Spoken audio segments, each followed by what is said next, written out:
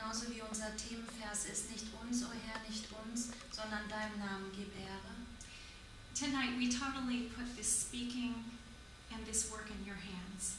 So möchten wir diesen Satz und diese Lehre, die ich heute Abend rüberbringen werde, in deine Hände legen. And we say to you be the glory. Und wir sagen, dir sei die Ehre. Fill us with your spirit. Fülle uns mit deinem Geist. Help every word that comes out of my mouth be the word that you want to say tonight. Lass jedes Wort, das aus meinem Mund kommt, das Wort sein, das du hier sprechen willst heute Abend. And we love you so much and thank you. Wir lieben dich so sehr und danken dir. In Jesus' name, In amen. deinem Namen, Amen.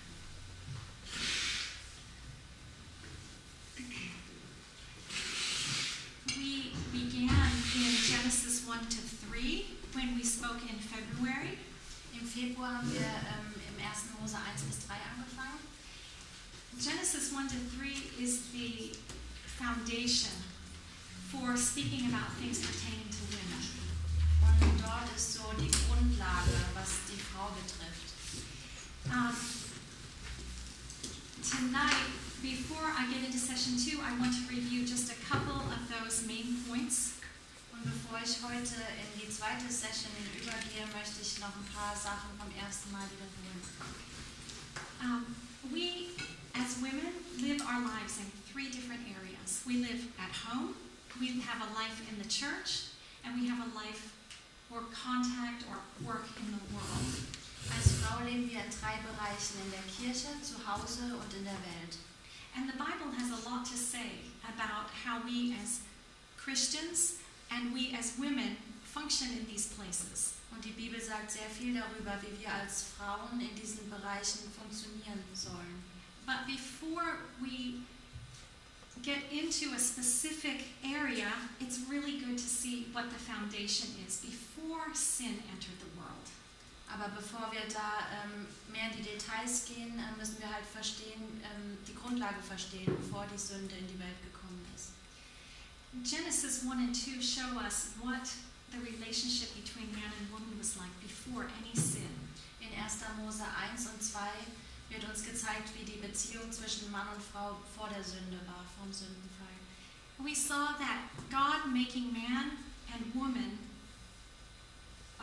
God making man as male and female was part of how he displayed his glory in the earth.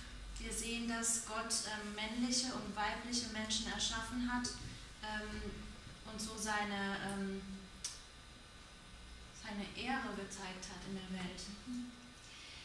And in Genesis 1, we are shown such goodness of God that he made man and woman equal in dignity. Und im 1. Mose 1 zeigt Gott, that God made man and woman equal in dignity. ja, dass Gott Männer und Frauen gleich erschaffen hat. I want to speak German. Equal as people before him. Als Menschen vor ihm gleich geschaffen. Both made in God's image. Beide nach seinem Bild erschaffen. In Genesis 2, we see some of the differences come out between men and women. In 1. Mose 2 kommen dann die Unterschiede zwischen Männern und Frauen etwas heraus. Man was alone in the garden, and God gave him a leadership role. Der Mann war allein im Garten und Gott hat ihm eine Leiterrolle im Garten Eden gegeben. And you can speak with me more later or get my fuller notes. I don't have time to explain this too much tonight, so take my word for it a little. Und wenn ihr da noch mehr Details drüber haben möchtet, dann gebe ich euch gerne meine Notizen, weil ich heute Abend nicht ganz in die ganzen Details hier reingehen kann wegen der Zeit. We see that man was alone and he needed help. Wir haben da gesehen, dass der Mann alleine war und er brauchte einen Helfer. But the word used for help is a word from Hebrew, the word E-Z-E-R. Das Wort hier für Hilfe ist das hebräische Wort für E-Z-E-R, Eiza. Eiza? Ja, okay. Wir sagen einfach Eiza? Yeah. And very often in the Bible, this word is used of God coming to our rescue. Und dieses Wort ist in der Bibel sehr oft verwendet worden für den Sinn, dass Gott uns zur Hilfe gekommen ist. So when God says that He made woman to be a helper for man, this is not an inferior position. Wenn Gott dann sagt, er schafft einen Helfer für den Mann, dann ist es keine niedrigere Position, die dieser Helfer einnimmt. It is a different role, Es ist eine andere Rolle, but it is not inferior. aber nicht eine geringere. It is the picture of somebody strong and complimenting who can come to somebody's aid when someone's in big trouble. Es stellt jemanden Starkes dar und jemanden, der einem anderen hilft, wenn er Hilfe braucht. So in Genesis 1 and 2, in summary, we saw that God assigned Adam the role of leader. Also zusammenfassend sehen wir in 1. Mose 1, dass Gott die Leiterrolle dem Adam gegeben hat. And Eve came with all of her strength to help him in the job that they were given to do. Und Eva kam mit ihrer ganzen Kraft, um Adam zu helfen, diesen Job, den Gott ihm gegeben hat, zu bewältigen. And I don't think we can really imagine what that was like. Und ich denke, wir können uns da gar nicht richtig hineinversetzen, wie das genau war. It wasn't a big deal. Es war nichts Großes. Nobody thought, hey, why can't I lead? Keiner hat sich gedacht, Mensch, warum kann ich nicht hier Leiter sein? It wasn't even a thought in their heads because it was such a beautiful thing. Dieser Gedanke war überhaupt nicht in ihren Köpfen, weil es einfach so eine tolle Sache war. Unfortunately, Genesis 3 happened. Aber dann kam 1. Mose 3 leider. And part of the curse to the woman was that she would want to now aggressively control her husband. Und dieser Fluch, der auf der Frau dann liegt, die ihren Mann jetzt kontrollieren will. And now the man would deal harshly with her in return. Und dann darauf als Reaktion hat der Mann etwas härter mit ihr umgegangen. Not the beautiful relationship without competition that they had before. Nicht diese wunderbare Beziehung, die sie davor hatten. But now with strife and with competition and aggression. Jetzt sind sie gegeneinander gegangen, aggressiv und ja. These opening chapters of Genesis are really important for us to understand. What was masculinity and femininity meant to be before the fall, and what has it become after the fall? Diese ersten Kapitel von 1. Mose sind sehr wichtig, um zu verstehen, wie diese Weiblichkeit vorm Sündenfall und danach dann ist. Tonight, we want to use these things in the background to move into our theme of Entfalte, Dich in der Familie. Heute wollen wir diese Dinge eben vom ersten Mal im Hinterkopf behalten und heute ins Detail gehen mit, wie man sich in der Familie entfaltet. And my great hope is that every one of us will feel inspired or encouraged to see our homes as a place of great ministry. Und ich hoffe, dass jeder hier heute inspiriert wird und ermutigt wird, zu Hause einen Platz zu finden, an dem ihr von Jesus weitergeben könnt. One of the main themes is seeing our homes as a center for good works.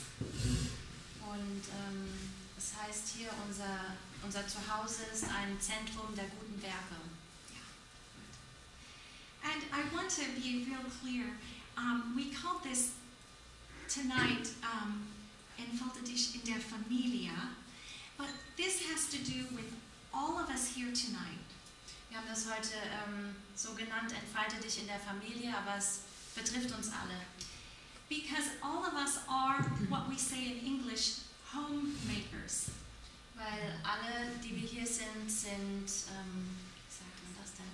Hausbauer? Also Familienmenschen ebenso im übertragenen Sinne. Yeah, we have housewife Nestbauer. und Hausfrau auf Deutsch.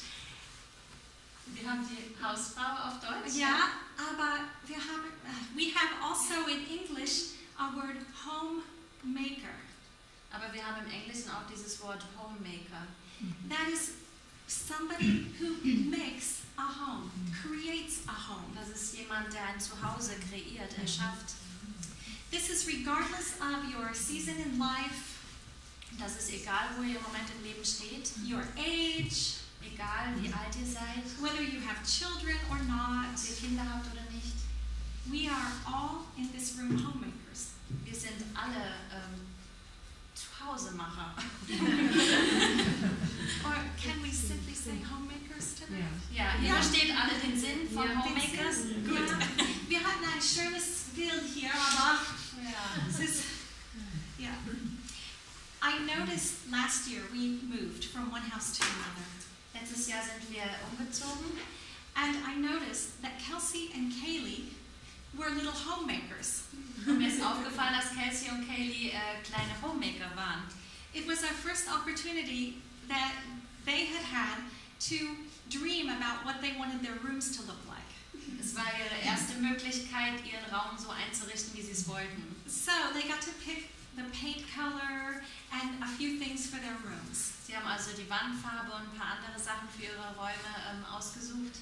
And Kaylee's room fits to Kaylee. Und Kaylees Room sieht genauso aus, also es passt total zu Kaylee. And Kelsey's also to her. Und Kelseys genauso. The color on the walls, perfect. Die Wandfarbe einfach perfekt. And they have their little domains and their little homemakers there. Und sie haben ihr kleines eigenes Zuhause dort. I think many of you are familiar with unsere kleine Farm. Ich denke, einige von euch kennen unsere kleine Farm. And Laura Ingalls Wilder is the author. Und Laura Ingalls Wilder ist die Autorin.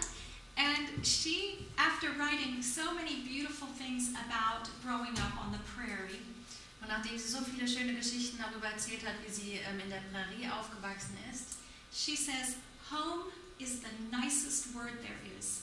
hat sie gesagt, Zuhause ist das schönste Wort, das es gibt. So whatever season we're in, we can use our homes and that feeling of home as a ministry center.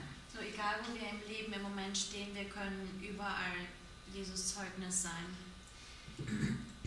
There are many passages in the Bible that talk about our call to do good works. Es gibt ganz viele Passagen in der Bibel, die darüber erzählen, wie wir gute Werke tun sollen. So for instance, Matthew 5:16, let your light shine before men that they may see your good works and give glory to God. I don't. Okay, Maybe just loose zum translation. Beispiel Matthäus 5,16. Lass dein Licht scheinen vor den Menschen so dass sie deine guten Werke sehen und den Herrn im Vater Ehre geben. Yes. And we have been created in Christ for good works.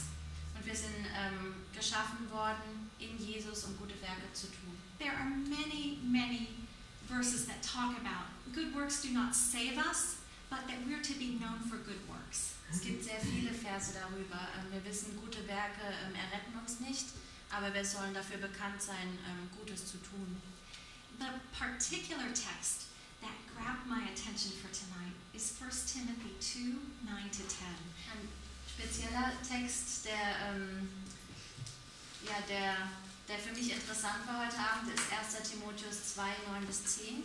And listen to what Paul says about good works as Nina reads. Ja, und Paulus sagt da, ebenso will ich auch, dass sich die Frauen in ehrbarem Anstand mit Schamhaftigkeit und Zucht schmücken, nicht mit Haarflechten oder Gold oder Perlen oder aufwendiger Kleidung, sondern durch gute Werke, wie es sich für Frauen geziemt, die sich zur Gottesfurcht bekennen. When I read this a long time ago, I thought, she's supposed to clothe herself with good works. What does that look like? Als ich das vor einiger Zeit gelesen habe, habe ich mich gefragt, sie soll sich mit guten Werken anziehen. Wie soll das bitte aussehen? And if you read 3 chapters later in 1 Timothy 5, verses 9-10, Und im 1. Timotheus 5, 5-10? 9-10, 9 und 10 lesen wir dann, Eine Witwe soll nur in die Liste eingetragen werden, wenn sie nicht weniger als 60 Jahre alt ist, die Frau eines Mannes war und ein Zeugnis guter Werke hat. Wenn sie Kinder aufgezogen, Gastfreundschaft geübt, die Füße der Heiligen gewaschen, Bedrängten geholfen hat, wenn sie sich jedem guten Werk gewidmet hat. The good works, or some of the good works that Paul was speaking about in chapter 2, Die guten Taten, die Paulus hier im Kapitel 2 erwähnt hat, are listed in chapter 5. sind dann im Kapitel 5 aufgelistet. They were a requirement if a widow wanted to receive help from the church. Und so musste eine Witwe also aussehen, wenn sie Hilfe von der Kirche erhalten wollte. And what I noticed about these works is almost all of them originate from the home. Und was mir aufgefallen ist, dass diese Dinge fast alle aus dem Zuhause kommen. And this is why we have our question tonight. How can we use our homes as centers for good works? Und deswegen fragen wir uns heute, wie können wir unser Haus nutzen, um ein Zentrum für gute Werke zu werden oder zu sein. And the best way I can describe this is called home-based good deeds. Wie ich es am besten beschreiben kann, ist ein Zuhause basierende gute Werke. Ja. It's about Jesus taking what seems small or ordinary and making it very big. Indem Jesus kleine Dinge nimmt und sie aber für etwas Großes verwendet. It's something like Jesus taking the little fish and loaves and feeding a lot of people. Es ist ähnlich wie als Jesus den kleinen Fisch und das Brot genommen hat und es eben an ganz viele Leute dann verteilt hat. Or Jesus taking just 12 men, and particularly 3, and exploding in the world. Oder wie er 12 Männer und diese 3 insbesondere genommen hat und damit die ganze Welt erreicht hat. Or how God says His strength is made perfect in our weakness. Oder wie er gesagt hat, dass seine Stärke in unserer Schwachheit groß wird. In Matthew 10:42, Jesus said, "Whoever gives one of these little ones a cup of cold water in my name." In Matthäus 10:42 steht, wer auch immer diesen Kleinen einen Becher kalten Wasser gibt,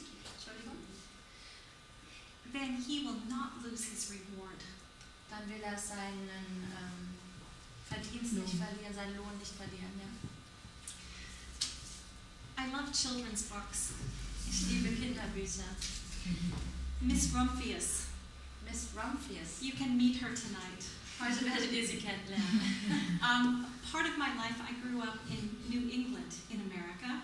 Ich bin in Neuengland in Amerika aufgewachsen. Those are the states in the Northeast: Maine, Massachusetts, Rhode Island, Connecticut. They're cold. They're by Canada. Im Nordosten diese kalten Staaten in der Nähe von Kanada. And this author grew up there too. Und dieser Autor, der ist dort auch aufgewachsen. And she wrote this book about Miss Rumphius. Und sie hat diese Frau über diese Miss Rumphius, Frau Rumphius, geschrieben. Yes. We had a nice picture up here for you to see. Da hatten wir auch ein schönes Bild für euch. Yeah. But when Miss Rumphius was a little child, als diese Frau Rumphius ein kleines Kind war, she wanted to do really great big things. Wollte sie ganz große Dinge tun. And as she sat on her grandpa's lap, und als sie bei ihrem Opa auf dem Schoß gesessen hat, he said, "Okay, that's very good, but you must make the world more beautiful." Hat er gesagt, ja, das ist toll, aber du musst die Welt schöner machen. So she did all of these big things in her life. She traveled and all sorts of things. Also hat sie diese ganzen tollen großen Dinge gemacht, sie ist gereist und so weiter. But as she got older, with whiter hair, aber als sie dann älter geworden ist und weiße Haare hatte, she thought on what her grandpa said. I need to make the world more beautiful. Hatte sie über die Worte ihres Großvaters nachgedacht, der gesagt hat, dass sie die Welt verschönern sollte. And she loved these lupin flowers. Ja. Und sie hat diese Lupinien geliebt. And she said, that's my idea. I will take seeds from these lupin and I'm going to start planting them everywhere. Und dann hat sie sich gedacht, sie nimmt Samen von diesen Lupinien und streut sie überall aus, sodass diese Blumen überall wachsen. And in the next years, the flowers were coming up everywhere. Und in den nächsten Jahren sind diese Blumen überall aufgegangen. And I feel like that is such a beautiful picture of these little seeds that come out of our home. Und ich finde, das ist so ein tolles Bild, diese kleinen Samen, die aus unserem Haus praktisch kommen. We put a few here and there, and then flowers are blooming. Wir werfen ein paar dort und dahin und dann gehen diese Blumen auf. And that's really, we want to make the world a more beautiful place for God's glory. Und das wollen wir Gott zu Ehre, die Welt einen schöneren Ort machen. There are, of course, lots of Bible examples. There's Tabitha. Da gibt es natürlich also viele Beispiele in der Bibel, wie die Tabitha. Acts 9:36 and following. In Apostelgeschichte 9:36 und die folgenden.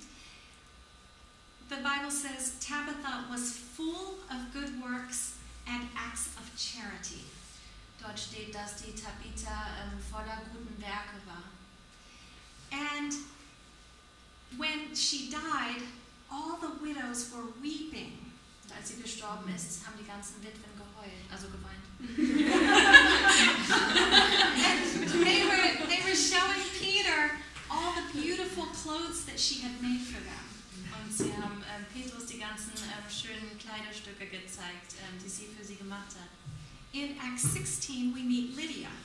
In Apostelgeschichte 16 sehen wir die Lydia. And Paul and Silas had come to her, not her town, but where she was, to minister. Und da sind Paulus und Silas zu ihr gekommen, in diese Stadt, wo sie gewohnt hat. And she opened up her home for them, and they went and stayed with her. Und sie hat ihr Haus geöffnet für sie, dass sie dort bleiben konnten. And of course we all know Martha, who opened up her home. Natürlich kennen wir alle Martha, die ihr Haus auch geöffnet hat.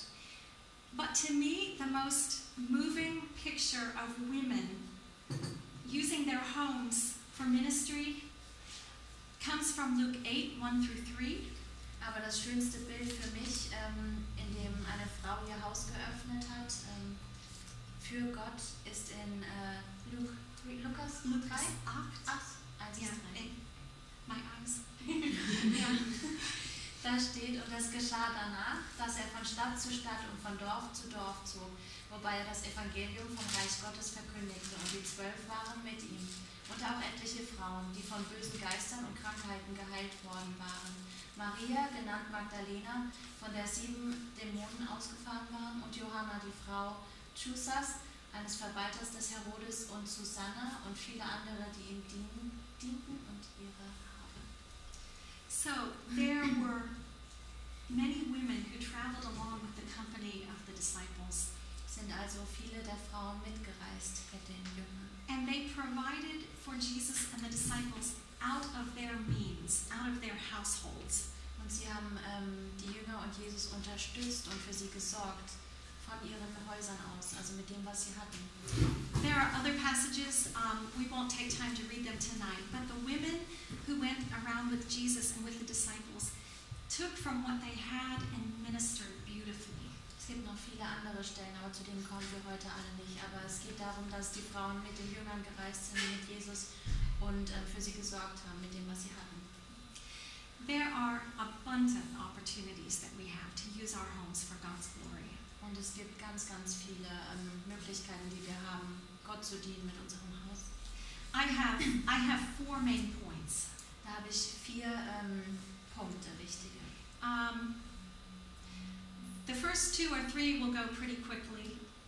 Die ersten 2, 3 werden wir sehr schnell abhandeln. I think the 4th one will be a little bit longer, but just so you have an idea of how it's laid out.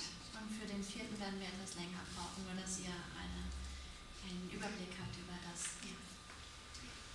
The first point, this was all translated, so I'm sorry, you have to translate. Make your home your personal sanctuary and a place where you create beauty. Also der erste Punkt ist, dass du dein Zuhause als ein persönliches Heiligtum machst, wo du Schönheit schaffst. Home begins with the women. Und das Zuhause, das Haus entsteht durch Frauen. We have a saying in English, when mama ain't happy, ain't no one happy. In Englisch gibt es so einen Spruch, der heißt, wenn die Mutter nicht glücklich ist, ist keiner glücklich. Yeah. And so it begins with us. Use our homes as a sanctuary, a place to meet with God personally. Also es beginnt mit uns und benutzt eure Häuser dafür, ein persönliches Heiligtum zu sein, wo ihr euch mit Gott treffen könnt. And we want to make our homes express ourselves, our creativity. Und wir wollen uns auch durch unser Zuhause ausdrücken und unsere Kreativität zeigen. Just like Kelsey's and Kaylee's bedrooms. Genauso wie Kelseys und Kayleys Schlafzimmer. If I went to each of your homes, I would see your personality and the things you like. Wenn ich zu euch nach Hause gehen würde, würde ich deine Persönlichkeit und deine sehen und die Dinge, die du magst. So home begins with you. Make your home a little bit of heaven on earth. Also dein Zuhause beginnt mit dir und verschaffe mit deinem Zuhause einen kleinen Blick in den Himmel oder erschaffe ein kleines Fleckchen Himmel in deinem Zuhause. Second point.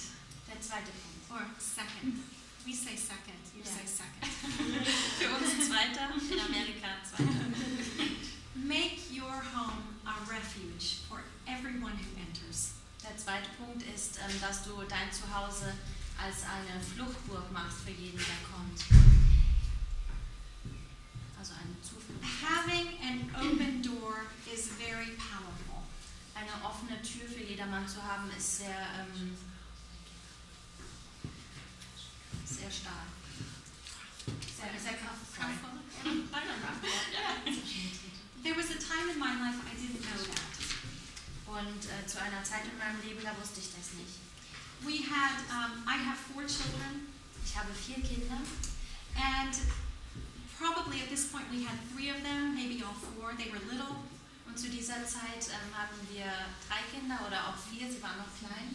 And I started noticing when people would come into our home that afterwards they would say things. Mir ist aufgefallen, dass Leute, nachdem sie bei mir zu Hause waren oder bei uns zu Hause waren, bestimmte Dinge gesagt haben. Things like, there's so much peace in your house. So Dinge wie, da ist so viel Frieden in eurem Zuhause. Or one young man came into our home and I heard what he said afterwards. Ein junger Mann kam zu uns nach Hause und ich habe, nachdem er bei uns war, gehört, was er gesagt hat. He said, Joe and Tammy are really like that in real life. Er hat gesagt, Joe und Tammy sind wirklich so im echten Leben. They don't yell at each other. Sie schreien sich nicht an gegenseitig. And the way they act at church is the way they act at home. Und genauso wie sie sich in der Kirche verhalten, in der Gemeinde, so verhalten sie sich auch zu Hause. And I started thinking that even the people that I saw in everyday life maybe didn't have the same opportunity as I had. Und ich habe darüber nachgedacht, dass die Leute, die ich im richtigen Leben getroffen habe, vielleicht gar nicht die Möglichkeit hatten.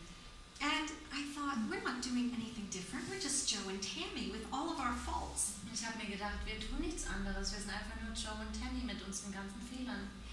But people are not looking for perfect. They're looking for hope. Aber die Leute suchen nicht nach Perfektion, sondern nach Hoffnung.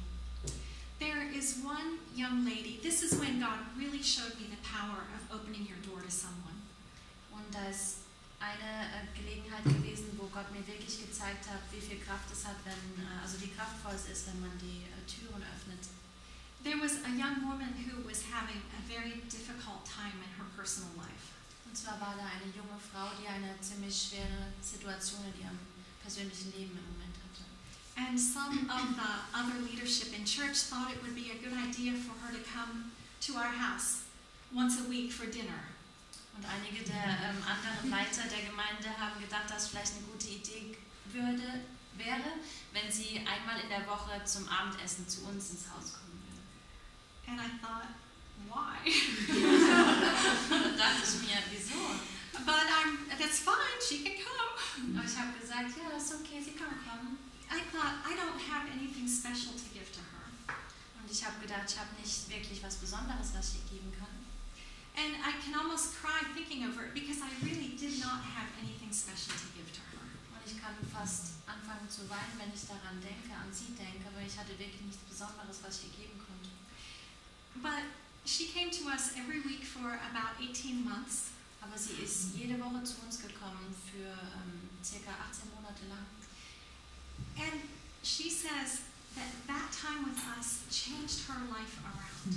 Und sie sagte, dass diese Zeit mit uns ihr Leben umgedreht hat. And I don't say that to bring any glory to me. I really hope you understand that. Und ich erzähle das nicht, um irgendwelche Ehre, also Selbstehre zu erlangen. Ich hoffe, ihr versteht das alle. Only as an example that when we think we have the smallest thing or nothing to give, that it means the world to other people. Nur um euch zu zeigen, dass wenn wir denken, wir haben überhaupt nichts Spezielles zu geben und wir haben überhaupt nichts, mit denen wir helfen können, dann kann das für die andere Person etwas sehr Großes bedeuten und helfen. Just do simple things, small things, things from your heart. Kleine Dinge, Dinge aus eurem Herzen. And a little warning, it's not always convenient. Eine kleine Warnung. Ihr versteht das nicht immer? Convenient, Oder überzeugt. angenehm, or what is Ist that? nicht immer angenehm für einen selbst. Ist nicht immer bequem. Yeah, or it's not always at the right time. Passt nicht immer. Yeah, Okay. I looked that up. Mhm. Okay, number 3, third point. Der dritte Punkt. Make your home a launching pad for ministry. Like a rocket being launched. Ja. What was that word? We had it on the screen. Abschlussrampe. Abschlussrampe. Ja, Abschlussrampe. Ich habe viel durchgelernt. So make your home a launching pad for ministry. Mach dein Zuhause zu einer Abschussrampe für Dienst oder oder den gute Dienst, Werke. ja, und die guten Werke. Yeah. In other words, people don't have to come into your home. Und in anderen Worten heißt das, Leute müssen nicht unbedingt in euer Ja. Zuhause kommen. Maybe that doesn't work for you. Vielleicht passt das dir nicht richtig. But when we take from the abundance of our home or cookies from our home and take them out to other people, it is such a way God can use. Aber wenn wir vielleicht etwas von zu Hause nehmen, zum Beispiel Kekse oder so, dann, und die irgendwo hingeben, dann kann das auch viel ausmachen. Some of you know my mother died when I was 4.5 years old. Manche von euch wissen vielleicht, dass meine Mutter gestorben ist, als ich 4,5 Jahre alt war. And it was always a lot of fun. In the summer, my twin brother and I would go visit our grandmother. Und im Sommer war es immer sehr viel Spaß für mich und meinen Zwillingsbruder, meine Großmutter zu besuchen. And my grandmother lived right down the road from the house that we used to live in. Und meine Oma, die hat direkt in derselben Straße, ein paar Häuser weiter gewohnt, wo wir damals gewohnt haben. And a little bit further lived my kindergarten teacher. Und ein bisschen weiter noch, da hat meine Kindergartenlehrerin gewohnt. And my kindergarten teacher was also a Sunday school teacher in the church where my dad was a pastor. Und diese Kindergartenlehrerin war auch eine Sonntagsschullehrerin in der Kirche, wo mein Vater Pastor war.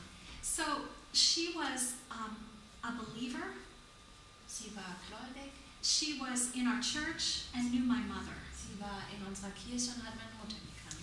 And I remember her telling stories about my mom as I would visit in the summer. Und ich erinnere mich daran, dass sie Geschichten über meine Mutter erzählt hat im Sommer. And the one that I remember the most was a story about when my teacher, Mrs. Norder, was sick one time. Und eine Geschichte, an die ich mich am besten erinnere, ist eine Geschichte über meine Lehrerin, Mrs. Norder. Mrs. Norder, als sie krank war. Yeah. She said she was so sick she couldn't do anything at home. Sie sagte, sie war so krank und konnte überhaupt nichts zu Hause machen. And my mom, who had little twins, Meine Mutter, die 2 kleine Zwillingskinder hatte, nicht? and around a 10-year-old and 2 teenagers, Ein 10-jähriges und 2 Teenager. and was a pastor's wife. Und eine Pastorenfrau war. She was really busy. Sie war ziemlich beschäftigt also. She left her house to go to Mrs. Norder's and cleaned her entire house for her.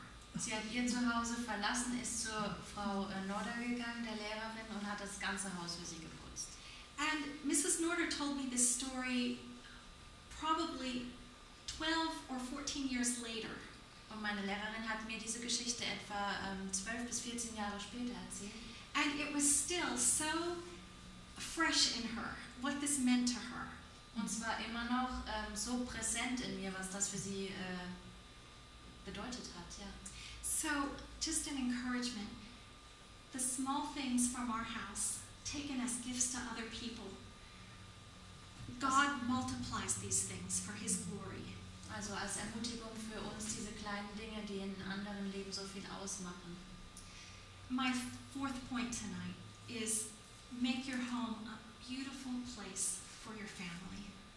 Und der 4. Punkt ist, euer Zuhause zu einem wunderschönen Platz für eure Familie zu machen. The main text is Titus 2, 3 to 5. Der Text ist Titus? Yes, I'm sorry. Titus 2, 3 bis 5. Und da steht, dass sich die alten Frauen gleicherweise so verhalten sollen, wie es Heilige geziemt, dass sie nicht verleumderisch sein sollen, nicht vielen Weingenuss ergeben, sondern solche, die das Gute lehren, damit sie die jungen Frauen dazu anleiten, ihre Männer und ihre Kinder zu lieben, besonnen zu sein, keusch, häuslich, gütig und sich ihren Männern unterzuordnen, damit das Wort Gottes nicht verlästert wird. I want to pick out 2 things from this passage. 2 Dinge möchte ich da hervorheben aus dieser Passage. Titus says he wants the older women to teach the younger women to love their husbands and love their children. Titus sagt hier, er will die alten Frauen und die jungen Frauen anzuleiten, ihre Männer und ihre Kinder zu lieben. The words used for love their husbands and love their children, they only happen right here in the Bible. Diese Wörter für ihre Männer zu lieben und ihre Frauen zu lieben, diese Wörter, die benutzt werden dafür, die sind nur hier in dieser Stelle benutzt worden in der Bibel. And I will say more about that in a minute. Darüber werde ich in einer Minute mehr erzählen. I want to also say the end of this passage that Nina read says that these things are very important so that the Word of God will not be reviled.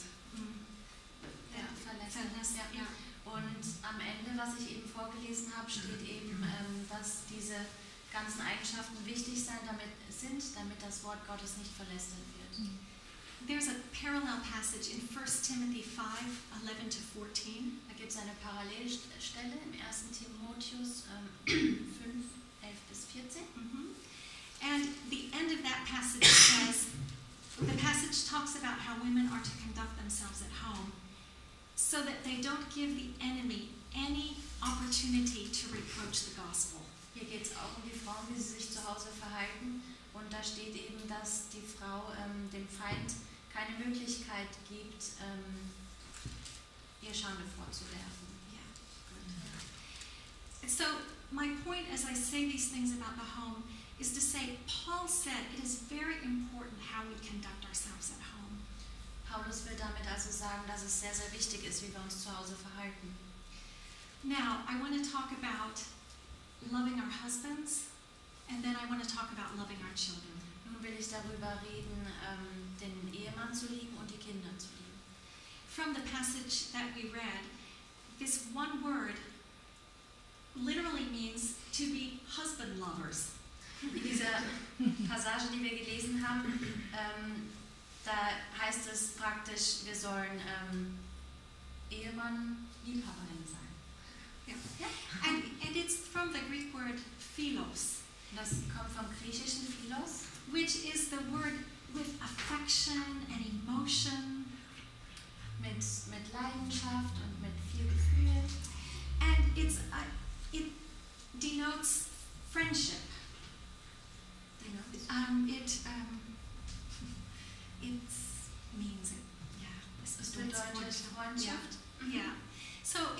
it's an affectionate friendship with your husband.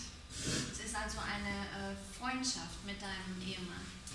And Paul says this can be taught and this can be learned. Paulus sagt, das kann gelehrt werden.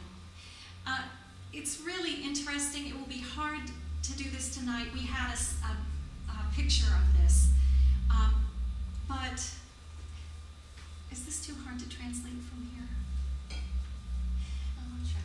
There was this word for husband lover is not found anywhere else in the Bible, but it was on tombs at the time of the 3rd century. Also dieses Wort, das da im Moment benutzt wird, dieses Ehemann, Liebhaber eben, das wird nur einmal in der Bibel benutzt und es wurde aber oft auf Grabsteinen geschrieben oder verwendet. From the 3rd century. Vom 3. Jahrhundert an. Yeah. And it says, Julius Bassus to Ortasilia Pola, his sweetest wife. Where is that? Right here. Oh, Julius Bassus. Okay, das ist halt ein Name von diesem Herrn. Von Julius Bassus an seine süßeste Frau Ortasilia Pola. Loving her husband and loving her children. Die ihren Mann geliebt hat und ihre Kinder geliebt hat. She lived with him unblameably for 30 years. Sie hat ohne Schande mit ihm gelebt, 30 Jahre lang. And I just think that's so interesting. That is the word that God chose to put in the Bible in this place. Ich denke, das ist so interessant, dass Gott genau dieses Wort in dieser Passage benutzt hat in der Bibel. So, loving our husbands, enjoying our husbands, being friends with our husbands is something that we can learn. Unsere Männer zu lieben, zu genießen, Freunde mit ihm zu sein, das können wir also lernen. And you notice this passage said to learn this, the older women should be teaching the younger women. Es hieß ja da, dass die älteren Frauen das den jüngeren Frauen beibringen sollen. And I laugh at that because I'm having a big birthday this year that I'm starting to think, I think I might be one of those older women now and not one of those younger women. Ich lache darüber, weil ich einen ziemlich großen Geburtstag dieses Jahr vor mir habe und ich langsam vielleicht zu diesen älteren Frauen gehöre, nicht mehr zu den Jungen. Yeah. So if you seek out someone if you're young, or if you're old, seek out someone younger that you might inspire. Also wenn du alt bist, dann kümmere dich um jemanden Jüngeren oder einfach jemanden, der jünger ist wie du. We are to love our husbands. We are also to submit to our husbands. Wir sollen uns unsere Männer lieben, aber auch uns ihnen unterwerfen. We won't take the time to read the whole passage, but in Ephesians 5:22 to 33, we read this very clearly. Wir haben nicht die Zeit, die ganze Passage zu lesen in Epheser 5, 22 bis 33, aber da wird die Situation ziemlich gut beschrieben. In this passage, we learn that marriage is a picture of Christ's love for the church. In der Passage wird uns gezeigt, wie die Ehe ein Bild ist von Jesus, also ja, von Jesus Liebe zu uns, zur Gemeinde. Ja, We, in our marriages, are a picture to the world of Christ's love for us. Also sind wir in unserer Ehe ein Bild für die Welt, für Jesus Liebe für uns. So it's really C.S. Lewis. You all know C.S. Lewis Sie alle from kennen Narnia. C.S. Lewis. He said that one of the functions of human marriage is to express the nature of the union between Christ and the church. Er hat gesagt, eine der Funktionen der menschlichen Ehe ist es auszudrücken, ist es die Natur der Einheit zwischen Christus und der Kirche auszudrücken.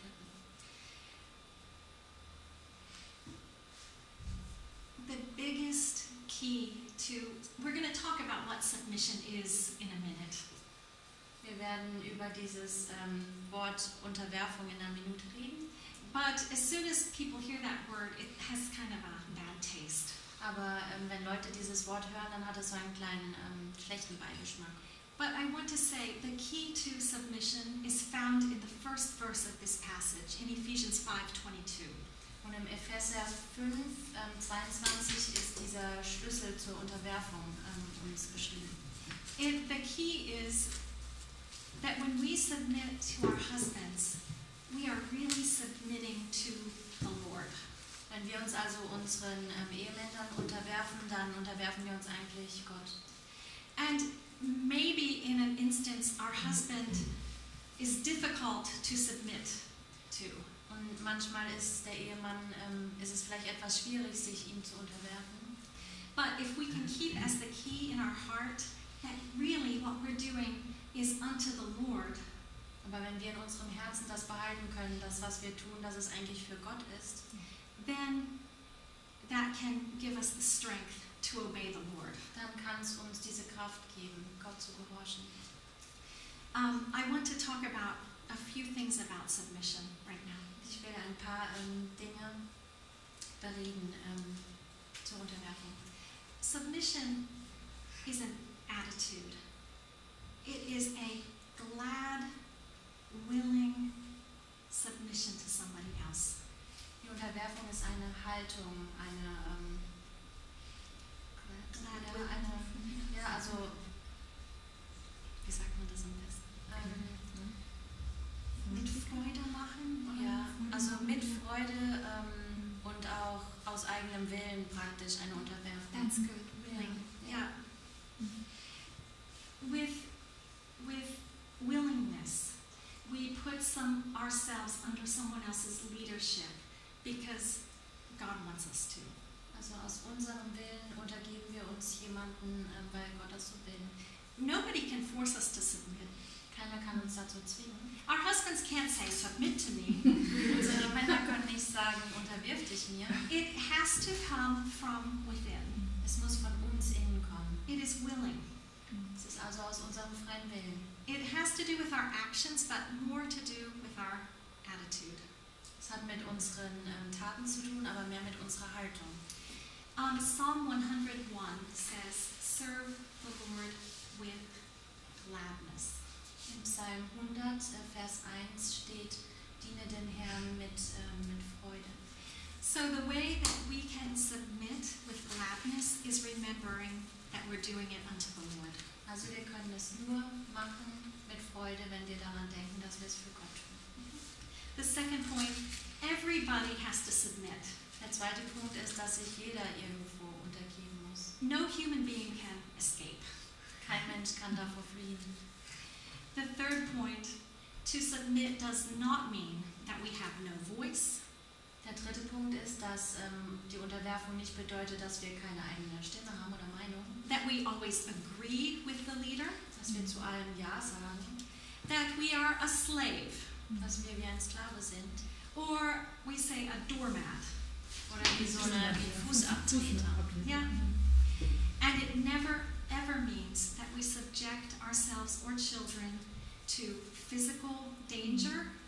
Und es spricht nie davon, dass wir unsere Kinder aussetzen, dass ihnen körperlich geschädigt wird. Praktisch. And it never means that we go against God's commands. Und niemals bedeutet es, dass wir gegen die Gebote Gottes gehen. My fourth point about submission. Der vierte Punkt.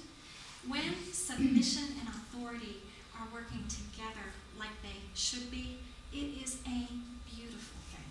Wenn Unterwerfung und Autorität zusammenarbeiten, dann ist es wundervoll. And now Gabi has helped. Gabi hat heute geholfen. Sie hat letzte Woche geholfen. Letzte Woche geholfen. Yeah. When I was talking with Gabi last week, she said she sees it like a dance. Als ich letzte Woche mit Gabi geredet habe, hat sie gesagt, sie sieht es wie ein Tanz an. Kelsey's taking a dance class now. Kelsey nimmt im Moment Tanzunterricht. And she had a ball in December at Christmas. Und sie hatte an Weihnachten im Dezember einen Ball. And we went to see everybody do this thing. Und wir sind dort hingegangen und haben den allen zugeguckt. And it was amazing. to watch even these young people with a leader and a follower, and how beautiful it looked. Es war wundervoll, diese Paare anzugucken, diese jungen Paare, wo einer geführt hat und der andere ihm halt nachgetanzt ist. I don't think there was one dance couple that was thinking, oh, I wish I could lead, fighting back and forth. Ich erinnere mich nicht daran, dass ein Paar da war, das gestritten hat, wer jetzt hier führen darf und wer nicht. Everybody enjoyed it because it was a beautiful thing. Es hat jedem gefallen, weil es eine tolle Sache war. Just like back in the garden with the man and the woman, there was no strife. Genauso wie damals im Garten Eden, die Frau und der Mann, und es gab keinen Streit. There was no competition. Kein Wettbewerb zwischen ihnen. No idea, you are up here and I'm down here. Kein Gedanke von wegen, der eine ist da oben irgendwo und der andere weiter unten. It was simply that two equal people were playing different roles. Es waren einfach zwei gleichwertige Menschen, die zwei verschiedene Rollen gespielt haben. So it is with the beauty of submission. Und so ist es eben mit dieser Schönheit der Unterwerfung. And my next point about submission is that Jesus submitted to the Father. Der nächste Punkt, Punkt 5, ist, dass Jesus sich auch seinem Vater unterworfen hat. And I wanted us to reflect for a minute on the Trinity. Und wir wollen uns damit kurz mit der Dreieinigkeit beschäftigen. In case we still have a bad taste in our mouth, thinking about, it's not fair, why does he get to lead, I have to submit. Vielleicht haben wir immer noch so ein bisschen schlechten Geschmack im Mund mit diesem Unterwerfen und warum darf er führen und ich nicht. Und the relationship of man and woman is built very closely after the relationship between the Godhead. Die Beziehung zwischen Mann und Frau, die ist der Dreieinigkeit ziemlich ähnlich. Especially in John, we see this, where the Father said something and Jesus obeyed. Besonders in Johannes 1 sehen wir das, wo der Vater etwas gesagt hat und Jesus so gehandelt hat. In John 6, I will give one example. In Johannes 6 werde ich euch ein Beispiel geben. Jesus said, "For I have come down from heaven, not to do my own will, but the will of him who sent me."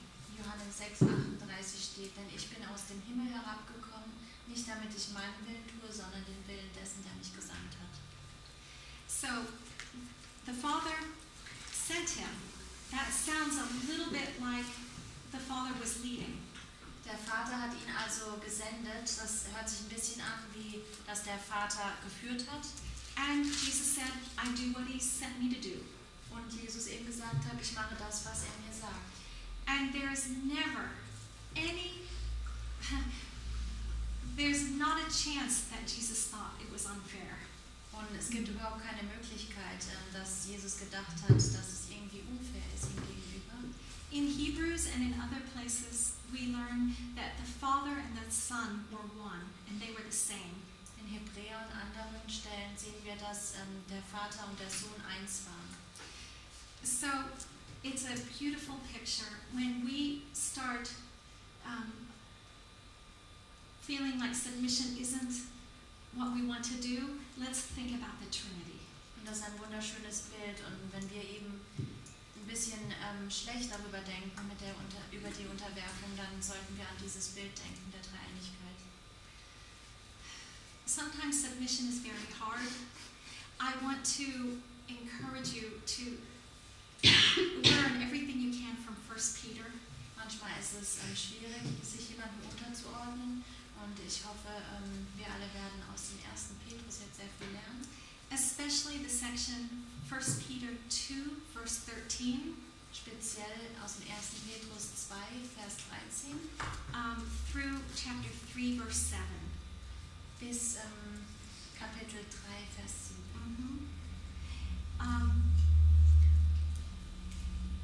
This would take 2 or 3 teachings just to uncover all the beautiful things in this passage.